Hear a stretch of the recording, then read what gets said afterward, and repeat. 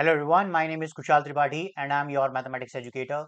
इस वीडियो में हम लोग कवर करेंगे 10th क्लास एनसीईआरटी से एक्सरसाइज 8.2 का question number 2, fourth part. So this is the question. Choose the correct option and justify your choice. 2 tan 30 degree whole divided by 1 minus tan square 30 degree. Option A cos 60 degree, option B sin 60 degree, option C tan 60 degree, option D sin 30 degree. Alright, तो क्या मतलब है इस question का? इस question में हमें एक ट्रिग्नोमेट्रिक रेशियो दी हुई है जिसमें कुछ स्पेसिफिक एंगल्स हैं। उन एंगल्स की वैल्यू को यहाँ पुट इन करना है, इसको सिंप्लीफाई करना है और हमें बताना है कि गिवन ऑप्शन में से कौन सा करेक्ट ऑप्शन है, यानी उससे मैच करेगा जो वैल्यू आप फाइंड आउट करेंगे। ऑलराइट, तो चलिए शुरू करते हैं। सबसे पहले हम यहाँ पर इस एक्सप्रेशन को लिख लेते हैं, that is 2 tan 30 degree whole divided by 1 minus tan square 30 degree. आपने हमारी कॉन्सेप्चुअल वीडियो तो जरूर देखी होगी और उसमें हमने क्या बताया था कि tan 30 डिग्री की वैल्यू कितनी होती है, इट इज 1/√3। ओके, अब भागने की जरूरत नहीं है, पहले देख लो कैलकुलेशन कैसे होगी, अदरवाइज क्वेश्चन में फंस जाओगे। तो चलो देखते हैं। अब tan 30 की वैल्यू हमें पता लग गई है 1/√3 है, इसमें हम पुट इन करेंगे।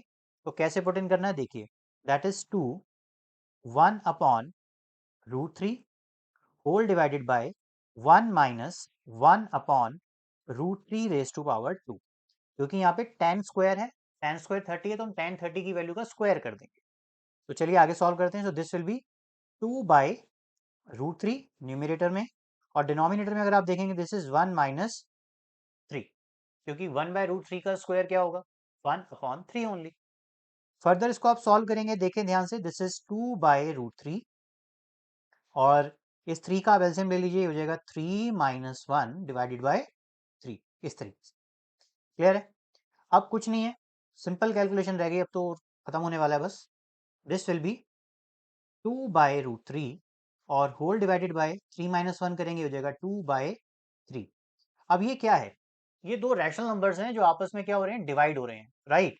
तो एक रैशनल नंबर आपके लिए ये वाला है और एक रैशनल नंबर आपके लिए ये वाला है, राइट। तो इसको मैं क्या करता हूँ, आपको समझाने के लिए इसे ए बोल देता हूँ, इसको बी बोल देता हूँ। ये समझना है, होमवर्क कंप्लीट करने के चक्कर में नहीं रहना। तो हमने क्या सीखा अपने प्रीवियस क्लासेस में कि अगर आप a डिवाइडेड बाय b, यानी दो रैशनल नंबर्स को डिवाइड करेंगे, दो, है ना, तो आपने क्या करना है कि जो b वाला रैशनल नंबर होगा उसका रेसिप्रोकल करके इसे मल्टीप्लाई कर देना है। ये ध्यान रखना है आपने। कई बार बेसिक परफेक्ट ना होने की वजह से आप क्वेश्चन आपको आते हुए भी गलत कराते हैं।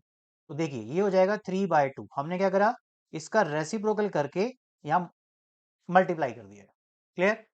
2 से 2 कैंसिल और क्या बचेगा, इट इज 3/√3। तो आप इसको सॉल्व करेंगे, आंसर आएगा √3।